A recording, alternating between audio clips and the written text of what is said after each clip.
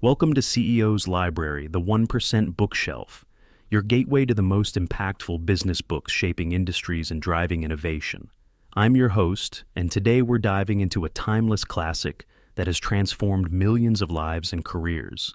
How to Win Friends and Influence People by Dale Carnegie. Have you ever found yourself in a situation where you struggled to connect with someone? Perhaps you've tried to persuade a colleague, win over a client, or simply make a new friend, but something just didn't click. If you've ever felt this way, you're not alone. The art of building relationships and influencing others is a skill that many of us struggle with, but it's also one that can be learned and mastered. That's where Dale Carnegie's groundbreaking book comes in. Published in 1936, How to Win Friends and Influence People has sold over 30 million copies worldwide and has been translated into virtually every known language. But what makes this book so special? Why has it endured for nearly a century, continuing to impact readers in our modern, digital age? The answer lies in the universal principles Dale Carnegie uncovered, timeless truths about human nature and interaction that are as relevant today as they were when the book was first published. These principles aren't manipulative tricks or gimmicks. They're fundamental insights into how we as humans think, feel, and behave. By understanding and applying these principles, we can dramatically improve our relationships, our influence, and ultimately our success in both our personal and professional lives. But before we dive into these transformative principles, let's take a moment to understand the man behind the book. Dale Carnegie wasn't born into privilege or success. In fact, his story begins in a rather humble setting. Picture this: a small farmhouse in rural Missouri in the late 1800s. This is where Dale Carnegie was born, in 1888. Growing up, Dale was no stranger to hard work. He woke up at 4 a.m. every day to help milk the family's cows before heading off to school. Despite the family's financial struggles, Dale's mother believed in the power of education and encouraged him to pursue his studies. As a young man, Carnegie was shy and insecure, especially when it came to public speaking. Can you imagine that the man who would go on to teach millions how to communicate effectively once trembled at the thought of speaking in front of others? It just goes to show that these skills can truly be developed by anyone. Carnegie's turning point came when he decided to confront his fears head-on. He enrolled in public speaking courses and threw himself into debate clubs. He discovered that by focusing on others rather than his own insecurities, he could connect with people more easily. This realization became the foundation of his future teachings. After college, Carnegie tried his hand at various careers, from selling bacon and soap to acting. But it was when he started teaching public speaking courses at the YMCA that he found his true calling. His classes were an instant hit, and soon he was developing his own curriculum based on his observations of what made people successful in their interactions with others. Carnegie's approach was revolutionary for its time. Instead of focusing on rigid rules of etiquette or manipulative techniques, he emphasized genuine interest in others, empathy, and the power of positive reinforcement. He believed that by changing our behavior, we could change the way others react to us, creating a positive cycle of interaction. Now, let's delve into the first key principle from Carnegie's book: don't criticize, condemn, or complain. Imagine you're at work and a colleague hands in a report that's riddled with errors. Your first instinct might be to point out every mistake, to show how much more competent you are. But Carnegie argues that this approach is not only ineffective, but can actually be harmful to your relationships and goals. To illustrate this point, Carnegie shares a story about Abraham Lincoln. Early in his career, Lincoln was known for his criticizing and condemning letters. He would write scathing remarks about his opponents and leave them by the roadside for others to find. But one day, Lincoln had an epiphany. He realized that these letters were doing more harm than good, burning bridges and creating enemies. From that day forward, Lincoln changed his approach. Instead of criticizing, he sought to understand others. He famously said, "I don't like that man. I must get to know him better." This shift in mindset transformed Lincoln's relationships and played a crucial role in his political success. But why is criticism so ineffective? Carnegie explains that criticism puts people on the defensive. When we're criticized, our natural reaction is to justify ourselves and resent our critic. Think about the last time someone criticized you. Did it make you want to change, or did it make you want to prove them wrong? Instead of criticism, Carnegie suggests we try to understand the other person's point of view. He quotes psychologist B.F. Skinner, who said, "A person who has been punished is not less inclined to behave in a given way. At best, he learns how to avoid punishment." So, how can we apply this principle in our daily lives? Let's say you're a manager, and one of your employees consistently shows up late to work. Instead of berating them, try to understand the underlying cause. Is there a problem with their commute? Are they dealing with personal issues? By approaching the situation with empathy rather than criticism, you're more likely to find a solution and maintain a positive relationship with your employee. Remember, the goal isn't to ignore problems or mistakes. It's to address them in a way that doesn't create resentment or defensiveness. As Carnegie puts it, any fool can criticize, condemn, and complain, and most fools do. But it takes character and self-control to be understanding and forgiving. Now, let's move on to the second key principle. Give honest and sincere appreciation. Carnegie believed that the deepest urge in human nature is the desire to be important. We all crave recognition and appreciation. Yet, in our daily interactions, we often forget to express our appreciation for others. We take their efforts for granted or assume they already know we value them. To illustrate the power of appreciation, let me share a story from the book. Charles Schwab, who was one of the first men in American business to be paid a salary of over $1 million a year, was once asked what he considered his most valuable asset. His answer? "I consider my ability to arouse enthusiasm among my people the greatest asset I possess, and the way to develop the best that is in a person is by appreciation and encouragement." Schwab knew that money alone is not enough to motivate people. What really drives us is the feeling of being valued and appreciated. He made it a point to find something to praise in his employees' work, no matter how small. As a result, his workers were more motivated, more loyal, and more productive. But here's the key. The appreciation must be sincere. Empty flattery won't work. People can sense when you're not being genuine. Carnegie advises us to be hearty in your approbation and lavish in your praise, but only for things that truly deserve recognition. So, how can we put this into practice? Start by making a conscious effort to notice the good things people do around you. Did your spouse make you breakfast this morning? Did your coworker stay late to help finish a project? Take a moment to express your genuine appreciation.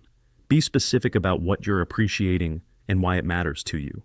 For example, instead of a generic "good job" to your team member, you could say, "I really appreciated how you handled that difficult client yesterday.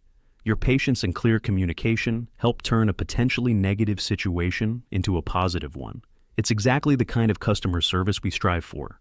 Remember, appreciation doesn't always have to be verbal. A heartfelt thank you note, a small gift, or even just your undivided attention can all be powerful ways to show appreciation.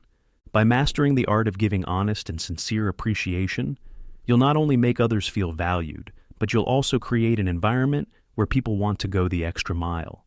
As Carnegie puts it, appreciation can make a day, even change a life. Your willingness to put it into words is all that is necessary. Now, let's explore the third key principle from Carnegie's book. Arouse in others an eager want. This principle is all about understanding that people are more likely to do what you want if they see it as something they want too. It's about aligning your desires with the desires of others. Carnegie illustrates this principle with a story about fishing. He says, "Personally, I am very fond of strawberries and cream, but I have found that for some strange reason, fish prefer worms. So, when I went fishing, I didn't think about what I wanted. I thought about what they wanted. I didn't bait the hook with strawberries and cream. Rather, I dangled a worm or a grasshopper in front of the fish." This simple analogy carries a profound truth about human interaction. Too often, we focus on what we want and try to convince others to give it to us. But Carnegie suggests flipping this approach on its head. Instead of talking about what you want, talk about how what you want will benefit the other person. Let's look at a real-world example.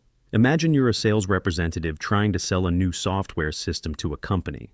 The traditional approach might be to list all the features of your product and explain why it's better than the competition. But using Carnegie's principle, you would start by understanding the company's needs and challenges. What problems are they trying to solve? What are their goals? Once you understand their perspective, you can present your product not just as a piece of software, but as a solution to their specific problems. You're not just selling a product, you're helping them achieve their goals. This approach is much more likely to arouse an eager want in your potential client. This principle applies beyond just sales situations. In your personal life, think about how you can frame your requests in terms of the other person's interests. If you want your child to clean their room instead of just demanding it, you might talk about how a clean room will give them more space to play and help them find their toys more easily. Carnegie sums it up beautifully. The world is full of people who are grabbing and self-seeking, so the rare individual who unselfishly tries to serve others has an enormous advantage. Now, let's move on to our fourth and final key principle for today. Become genuinely interested in other people. This principle might seem simple, but it's incredibly powerful. Dale believed that you can make more friends in 2 months by becoming genuinely interested in other people than you can in 2 years by trying to get other people interested in you. To illustrate this, let me share a personal anecdote. A few years ago, I attended a networking event where I knew virtually no one. Normally, I'd find such situations anxiety-inducing, but I decided to put Carnegie's principle into practice. Instead of worrying about making a good impression or talking about myself, I focused on being genuinely curious about the people I met. I asked questions about their work, their passions, their challenges. I listened intently, asked follow-up questions, and found myself genuinely fascinated by their stories. To my surprise, the conversations flowed easily, and I left the event with several new connections and potential collaborations.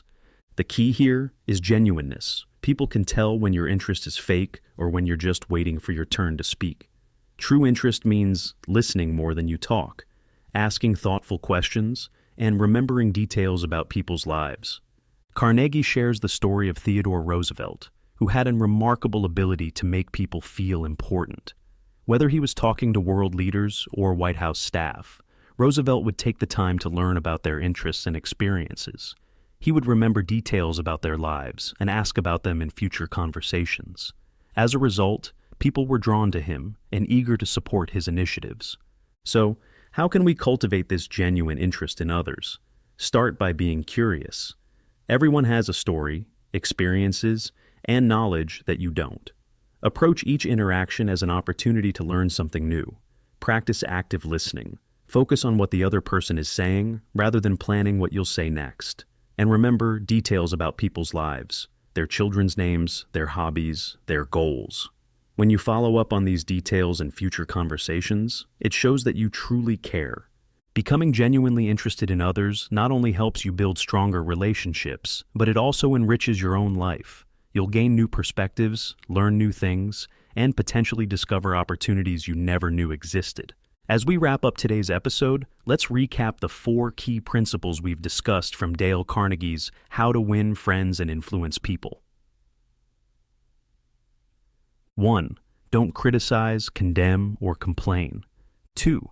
Give honest and sincere appreciation. 3. Arouse in others an eager want. 4. Become genuinely interested in other people. These principles might seem simple, but their impact can be profound. They have the power to transform your relationships, enhance your influence, and ultimately, change your life. I encourage you to start applying these principles in your daily interactions. The next time you're tempted to criticize, pause, and try to understand instead. Look for opportunities to give sincere appreciation. When you want something, think about how it can benefit the other person. And in every interaction, cultivate a genuine interest in the other person. Remember, mastering these skills is a journey. You might not see results overnight, but with consistent practice, you'll start to notice a difference in how people respond to you and how you feel about your interactions. Before we end, I'd like to share one final thought from Dale Carnegie himself. He said, "You can make more friends in 2 months by becoming interested in other people than you can in 2 years by trying to get other people interested in you." This quote encapsulates the essence of Carnegie's philosophy, that true success in human relations comes not from self-promotion or manipulation, but from a genuine concern for others. If you found today's episode valuable, I highly recommend reading the full book. How to Win Friends and Influence People goes into much more depth on these principles and offers many more insights and strategies for improving your people skills. You can find a link to purchase the book in both text and audio formats in the description below. Thank you for tuning in to CEO's Library, the 1% Bookshelf. Remember, the principles we've discussed today aren't just theories, they're tools. And like any tool, their true value comes from using them. So I challenge you to take at least one of these principles and apply it in your life this week. You might be surprised at the results. Until next time, keep reading, keep growing, and keep building those relationships. Your success in business and in life depends on it.